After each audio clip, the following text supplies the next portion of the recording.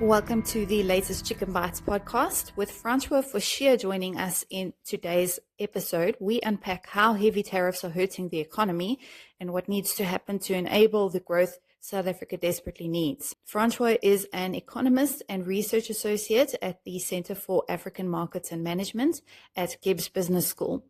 Welcome, Francois, and let's get straight into it. Can you explain or elaborate on the relationship between the revenue generated from exports and how it's used to bring in imports? Yeah, sure. I think this is probably the biggest misunderstood piece of trade, and it's a misunderstood reward argument of trade. Most political rhetoric treats exports as a so-called triumph and imports as a almost necessary evil, or then a threat to local jobs. But if you break that down, that is nothing more than mercantilist thinking. And to be honest, it's not fit for the modern integrated world of especially global value chains when we look at the manufacturing industries. And I also think that the free market makes it very clear that it is a core misconception of South Africa's industrial policy, to be brutally honest with you. So trade benefits an economy not because you get to send things away, but because you get to use those earnings from the exports to bring things in, to allow you to pay for the imports. The imports are, in essence, the economic benefits of the exports. The exports are the work that needs to be done to be able to afford the imports. And in South Africa's example, we are a very small but very open economy, very small domestic industry, but very open. And trade makes up almost 2/3 of our economic activity if you measure it by GDP. And our exports and imports have always moved in lockstep and will probably continue to do so in future.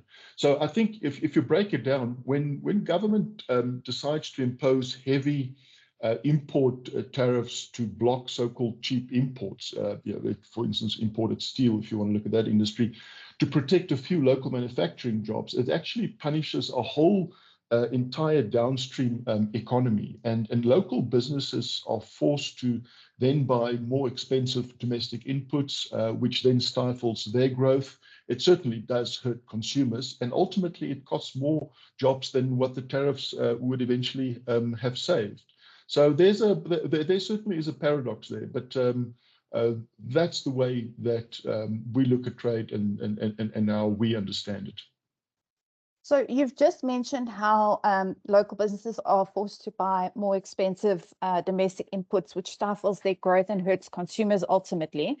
What are some key examples in South Africa? I imagine textiles for clothing is one example of this dynamic. Textile certainly is an example. Textile industry has collapsed from an output and from an employment perspective over the last 3 to 4 decades. One example is also steel. I think we should ask the question, do we really need a primary steel producer in South Africa?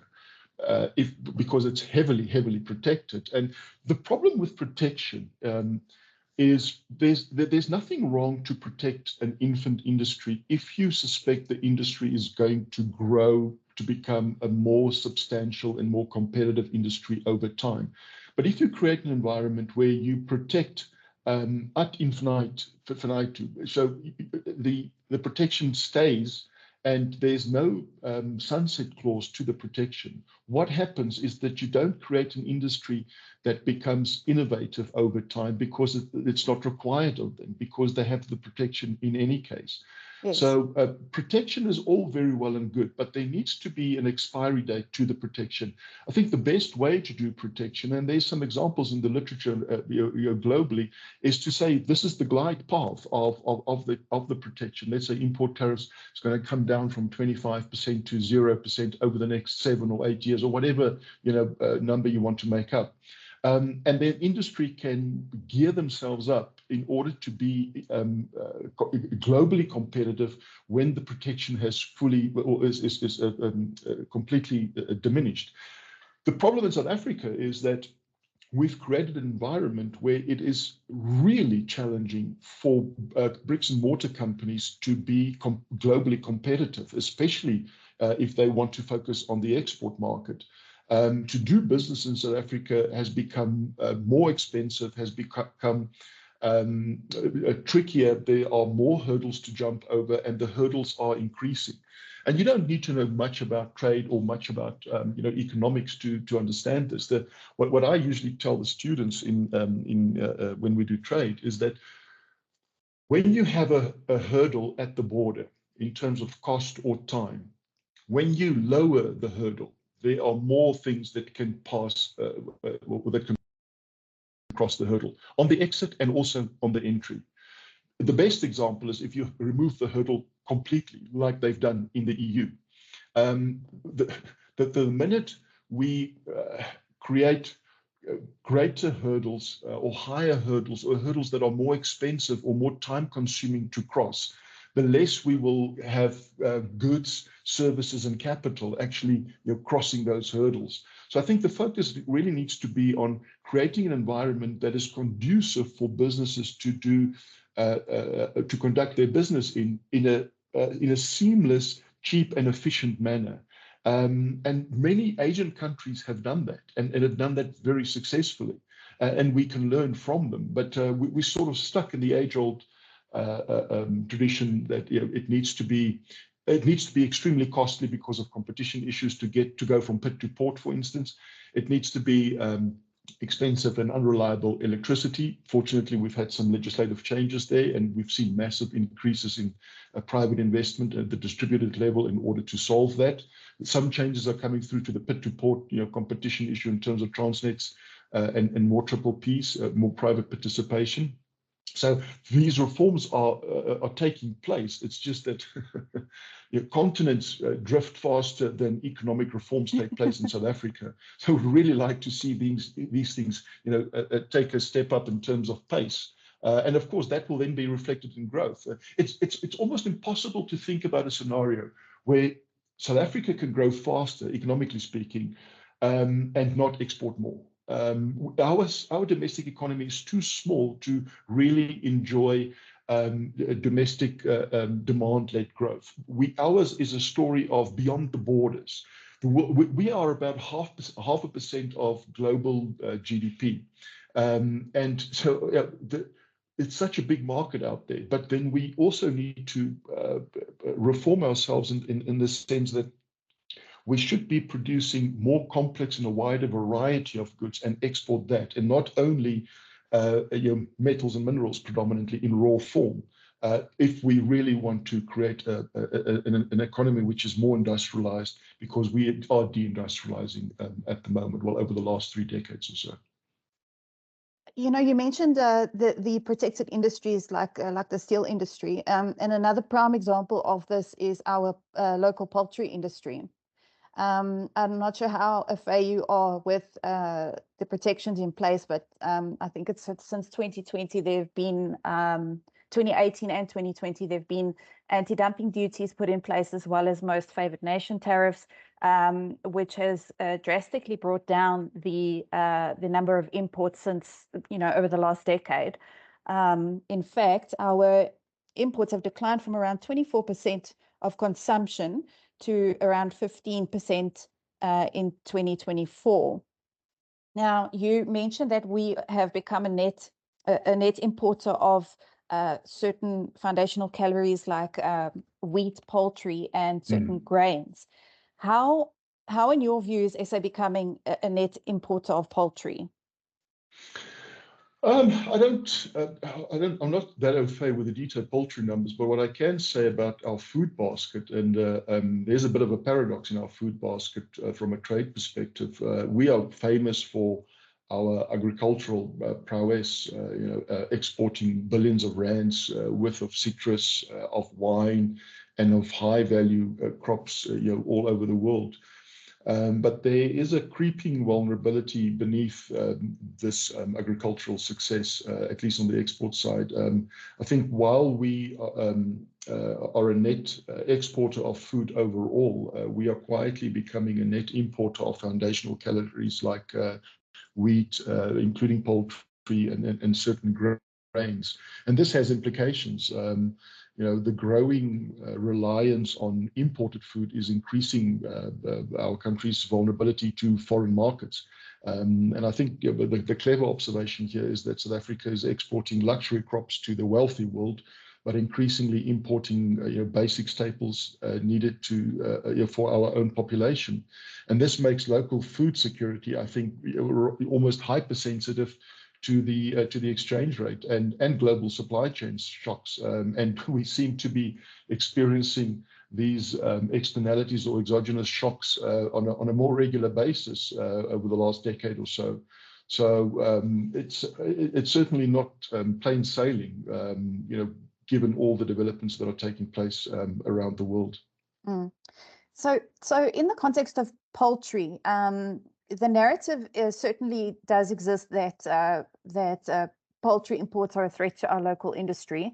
And in the past, there definitely was evidence of dumping, which has, as I've mentioned earlier, it's since been addressed, and there are quite heavy protections in place now for the local industry in terms of imports. Now, SARS trade stats indicate that MDM, which is mechanically deboned meat, which is a key component of processed meats like polony and Viennas, accounted for 55% of all chicken imports last year, 2025, while bone-in chicken, which is produced locally, made up roughly 15%, and that includes your bone-in cuts and your whole birds. So local production has actually increased 12% over the last decade, which indicates a more competitive local industry as opposed to one that is under threat from imports. So that is why I wanted to specifically speak to poultry, because of the misconception that is out there, because local producers do consistently sort of peddle the message that imports are a threat to especially to local jobs. And your article sort of indirectly disputes that, saying that it actually creates more threats to jobs than what it saves.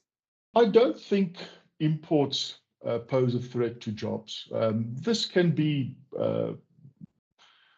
read the wrong way in many ways if you drill down into very niche verticals and very specific products. But it's impossible for a country to be part of a global trade system and global value chains unless they both export and import. We should focus on making trade, make trade and not war. The big conceptual difference between free trade and protectionism, or free trade versus, then high import tariffs, is that in the free trade world, we encourage imports, but at the same time, we allow relocation of resources. And in many instances, it's labor that needs to be relocated. Which becomes the really sort of sensitive topic. But in the protectionist world, we protect industries via high import tariffs, and we discourage relocation of resources, in particular labor.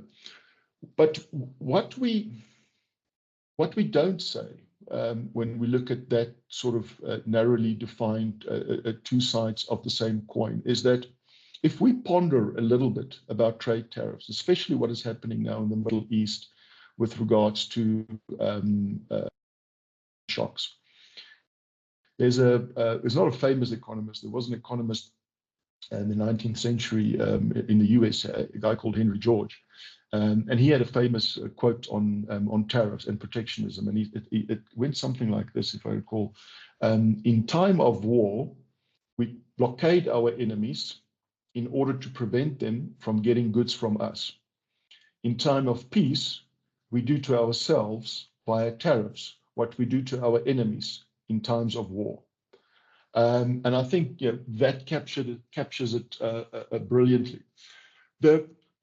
the sensitivity around imports is typically in industries where our domestic producers are not as globally competitive as what they can be. Now, it is impossible for each and every exporting industry in South Africa to be a global leader. Sometimes we will be number 2, sometimes we will be number 3, and we shouldn't be exporting unless we have a comparative advantage in a particular industry. But if we have industries that are being decimated by imports, like textiles, for instance, we should ask ourselves, sit down and ask a very hard question. What are these other countries doing that is so great that we can't do domestically? And just remember one thing, if we import something, and this is lost in the mainstream media in a very, very big way. Let's say we import manufactured goods from China. That is nothing else than saying we are buying their functional logistics, their functional electricity, their functional industrial policy. That's what we're doing. We can argue whether some of that is subsidized against the rules of the WTO, which I believe many of them certainly are, which makes it difficult on another level. But we are buying the functional manufactured result from another country.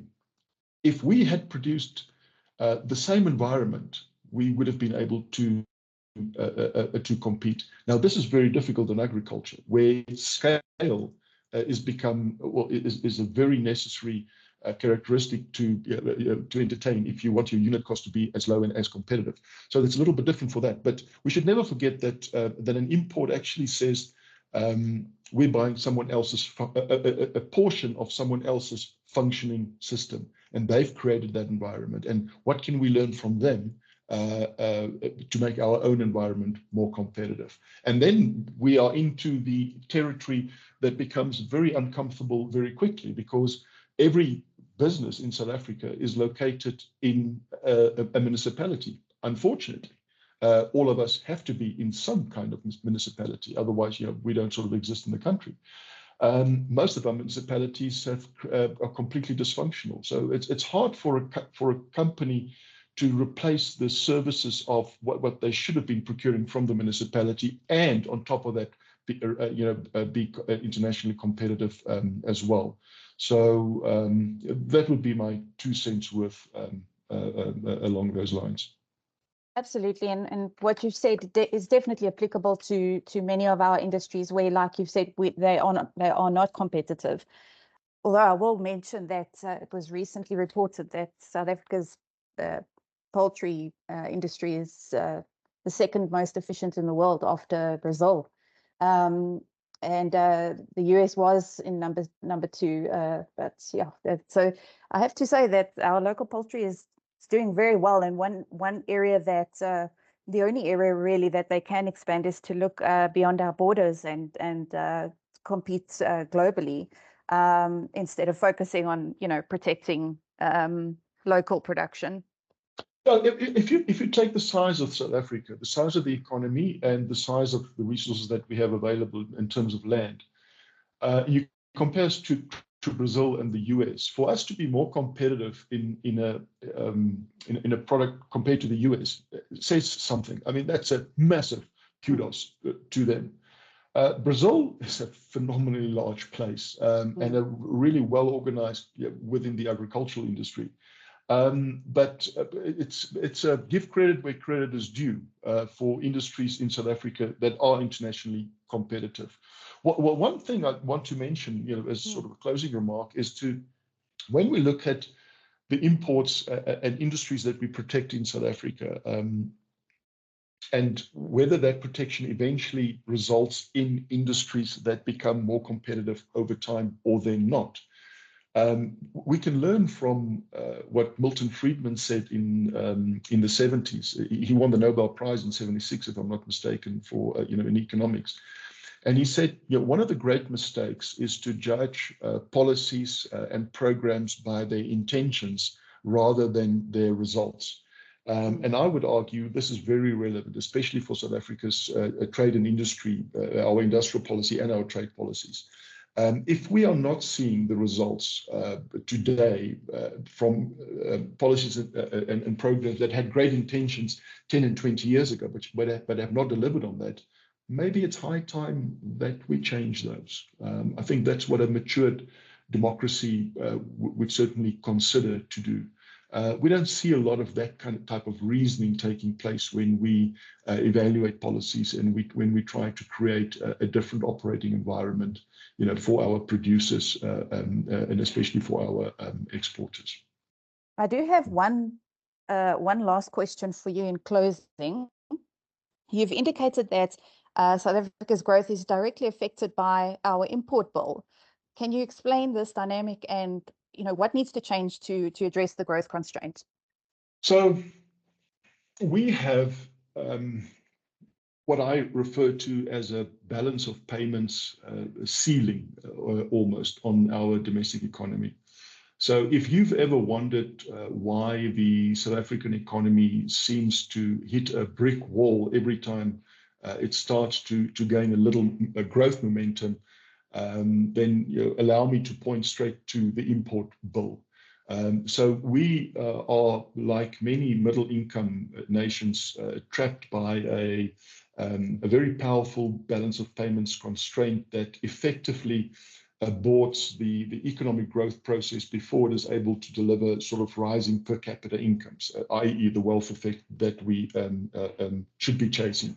So, and there's a reason for that. Because South Africa doesn't manufacture enough of our own heavy machinery, technology, or in the current environment, refined oil, any economic boom requires a massive surge in imports to fuel that boom. And buying all those foreign goods drain foreign exchange reserves and weakens our currency. So to stop inflation from spiraling, the Reserve Bank is then forced to hike interest rates, which subsequently kills the economic growth that started the cycle in the first place. So how do we change this? Well, we need to manufacture, we need to improve our industrial base and manufacture a wider variety of goods that we actually import when we have economic growth going in the upcycle. And the only way to do that is for South Africa to become more industrialized. We have deindustrialized over the last 3 to 4 decades. And you can see that in our economic complexity rankings across other countries around the world. We have lost competitiveness there because we make less things in South Africa. And if we choose to make more things, preferably things of an increasingly complex nature, we won't have this balance of payments ceiling placed on our macroeconomy every time we experience sort of a growth spurt. Now, at the moment, we are so short of growth spurts. We haven't had a growth spurt since 2007, 2006, 2007, just prior to the global financial crisis. We would take any growth at the moment because we don't know what growth looks like anymore. So even if we were to experience some growth, a lot of people talk about jobless growth. We cannot have an increase in employment unless we have an increase in growth. We can't experience an increase in growth unless we actually see structural economic reforms being completed, not only talked about. And we can't do any of this unless we are willing to spend on what is needed for the economy of tomorrow to grow. And that is capital infrastructure, especially, and less OPEX from the public sector and more CAPEX. We've had the inverse of that over the last decade and a half, and the fruit of that is that there is very little fruit, in fact, to share. So maybe put that in your pipe and smoke it. I hope that helps. Thank you so much. I think you've really encapsulated that perfectly.